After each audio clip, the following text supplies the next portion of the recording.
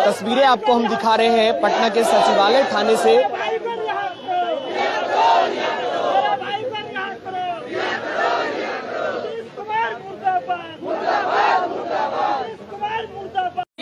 सभी यहाँ पर ठीक है, चंद्रशेखर का नहीं मतलब है, मगर बात यह है कि सरकार अगर गलत कर रही है तो अब अभ्यर्थियों को संभालने का एक ढंग और तरीका है। सरकार के दलाली में आप भी संलिप्त हैं, कितना दिन दलाली कीजिएगा? आपके भी बाल बच्चे होंगे, बेटे होंगे। सवाल ये नहीं, हम लोग निष्पक्षता से काम करते हैं। और कितना सबका यहाँ पर भाई लोगों का वेतन होगा, कितना नहीं होगा। एक का 30,000 का मोबाइल टूटा है, उसका जवाब देख कौन लेगा? ठीक है, वो नहीं जाएंगे मांगने, मगर उनको लाज शर्म हया है कि नहीं?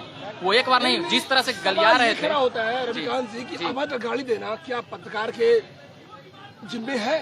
ये बात नहीं, ये सब अधिकारी बेशर्म हो चुके हैं, बेशर्मी की हद पार कर चुके हैं। विधानसभा में जिस प्रकार से विधायकों को मारे थे, पत्रकार तो बेचारा एक आम चीज होता है। ये वही अधिकारी हैं जो घूस देकर रिक्रूट होते हैं। ये वही अधिकारी हैं जिन्हें पत्रकारों और को बिल्कुल आतंकवाद बनाने का एक साजिश रचते हैं। ये वही अधिकारी हैं जिन्हें लगता है कि स्टेट और पुलिस के बीच जो भड़काव होती है वो हमारी वजह से होती है। हालांकि ये जानकारी माननीय मुख्यमंत्री नीतीश कुमार को भी थी, ये जानकारी माननीय शिक्षा मंत्री को भी थी, ये जानकारी माननीय सहायक अधिकारियों को भी थी, लेकिन उसके बावजूद ये हमारे ऊपर जो अपना ठिकरा फोड़ है, आखिर कब तक और क्यों, ये जानने की बात है। जब ये अपने कामों में विफल हो जाते हैं तो उसके बाद पत्रकारों को अभद्र गालियां देते हैं, माँ बहनों की गाली देते हैं, मौका मिलने पर लाठियां चलाते हैं। जब लाठियों से हाथ नहीं भरता तो अपने तबड़ाकों का इस्तेमाल करते हैं, चेहरे पे पड़ते हैं, हमारे पत्रकार साथियों के चश्मे तक टूट जाते हैं। उसके बाद भी ये माफी नहीं मांगते, उसके बाद भी ये गंदी गालियां देके कहते हैं कि तुम्हें हम देख लेंगे। तो बिल्कुल हम लोग इस बात को स्वीकार किए और हमने कहा कि आप हमें अच्छे से देखिए, हम लोग ये बैठे हुए हैं, जिस कर्म से हम लोग यहाँ बैठे हुए हैं, और हमारी बस मांगे है कि वो माफी मांगे और सरकार माननीय एसएसपी साहब क्विक उन पर एक्शन लें, क्योंकि ऐसा अब नहीं चलने वाला, अब ऐसा बिल्कुल भी नहीं चलने वाला।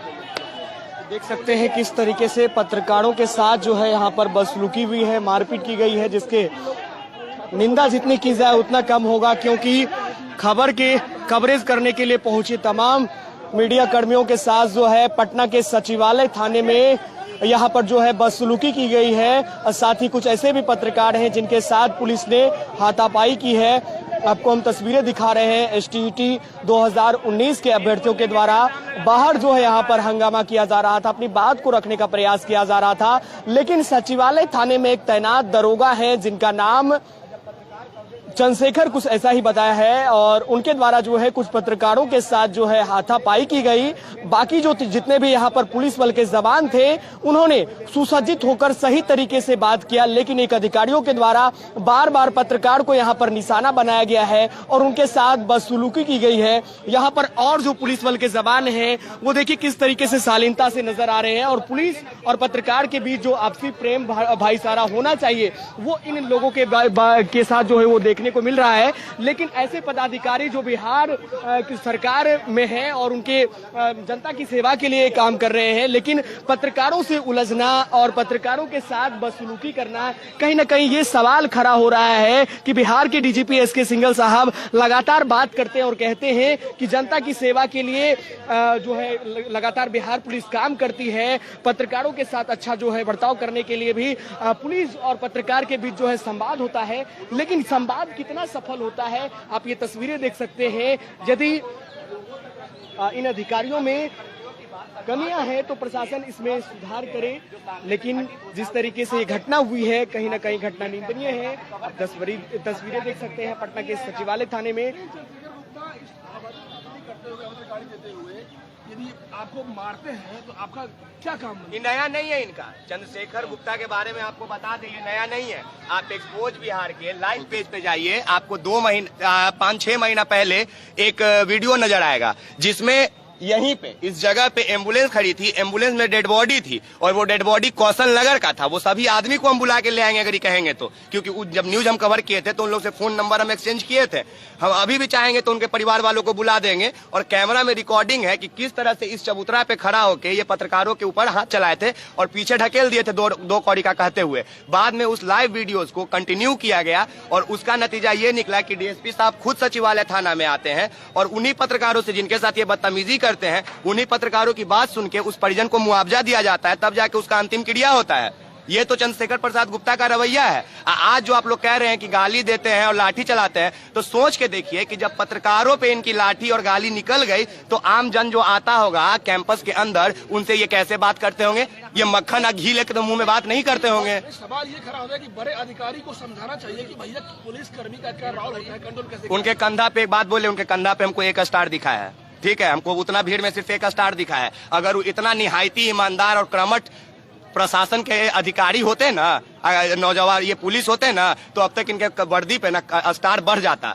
इतना ईमानदार और बढ़िया काम करते तो क्या बात है कि अधेड़ उम्र का व्यक्ति है, सिंगल स्टार लेके घूम रहे हैं, आपसे नौजवान डीएसपी एसपी बन के बैठा हुआ है। आप इतना ज्यादा काम करते हैं तो आप काहे नहीं बन गए? सोचने वाला बात है ना। इतना ज्यादा आप अच्छा काम करते हैं, भीड़ को भगा रहे हैं, आंदोलन संभाल रहे हैं, 200 आदमी को मैनेज कर रहे हैं। अभी बाइट दे रहे थे ना कि हम आप लोग को एसटीटी वाले को बोल रहे थे ना कि हम आपको बोल रहे हैं कि चलिए 5 आदमी हम मिलवा देते हैं जिनसे मिलना है। तो समझ के देखिए कि जो एसटीटी 3 साल से धरना दे रहा है, आंदोलन कर रहा है, उसका किसी से मिलवाने का औकात नहीं है, लेकिन इस साहब का है हिम्मत कि हम मिलवा देंगे। तब इतना ही बड़ा ये आदमी है तो इनके कंधा पे 1 स्टार काहे है? 2-3 स्टार होना चाहिए था ना। लगता है कि ऐसे पदाधिकारियों के द्वारा जो बर्ताव किया जाता है, इससे क्या पुलिस की छवि धूमिल होती है? पुलिस का छवि धूमिल होता है। विधायक को मारा गया था विधानसभा में, यहाँ से 10 कदम सामने में है, उसमें पुलिस का नाम का मतलब शिलापट्टी पे लिखा गया था क्या? शिलालेख पे लिखा गया था सुनहरे अक्षरों में क्या? और उसके लिए आप और हम जाके 1 लाख का सोना का प्लेट दान दिए थे क्या? नहीं ना। उस समय भी पुलिस का नाम बर्बाद हुआ था ना, खराब हुआ था। वार्ड सचिव के ऊपर कैनन का प्रयोग हुआ था, उस समय नाम नहीं खराब हुआ था। एक तरफ से पुलिस मारता है, दूसरा तरफ से जनता मारता है, फिर एक तरफ से पुलिस मारता है, फिर दूसरा तरफ से जनता मारता है। तो चूहा बिल्ली का खेल तो आप ही लोग करवा रहे भैया। पत्रकार तो उस चीज को दिखा देता है तो आप शर्मा जाते हैं, तो शर्म छुपाने के लिए मीडिया कर्मी की आवाज को आप दबा देते हैं। चंद्रशेखर गुप्ता को क्या माफी मांगना चाहिए पत्रकारों से? माफी सिर्फ माफी से काम नहीं होगा। माफी से क्या होगा? हम आपको 10 गो माई बहन का गाली गिन गिन के देते हैं, माफी मांगते हैं, माफ कर दीजिएगा आप। फिर तो नहीं, फिर तो जेलें नहीं बने, फिर तो बेउर जेल है, उसको खत्म कर देना चाहिए। फुलवारी शरीफ जेल को खत्म कर देना चाहिए। आदमी मर्डर करके आएगा, माफी मांग लेगा। लालू यादव जेल क्यों हुआ? चारा घोटाला का आरोपी है ना जी, जेल में है, वो माफी मांग लेंगे, 5 बार माफ कर दिया जाएगा क्या उनको? उन्हें तो माफ कर देना चाहिए था, उन्हें भी जेल जाना पड़ा। तमीज सिखाया जाएगी, कैसे तमीज सिखाइए इनको। तत्काल सस्पेंड करने का हम लोग भाई मांग करते हैं, क्योंकि ये इनका पहली बार नहीं है, पहली बार इनका नहीं है, इनका हमेशा का रवैया है। इसलिए आज पहली दफा नहीं है कि हम लोग यहाँ पे बैठ गए हैं आके। देखिए यहाँ पर पत्रकारों के साथ जो है बदसलूकी की गई है, उनके साथ जो है हाथापाई की गई है। यहाँ पे तमाम जो पुलिस बल है उनका बर्ताव काफी अच्छा रहा है, लेकिन यहाँ पर जिस तरीके से पत्रकारों के साथ बदसलूकी हुई है उससे जो है लोगों में आक्रोश है और लगातार इनकी बात जो है ये अपनी बात रखने का प्रयास कर रहे हैं। विजय कुमार चौधरी मुर्दाबाद।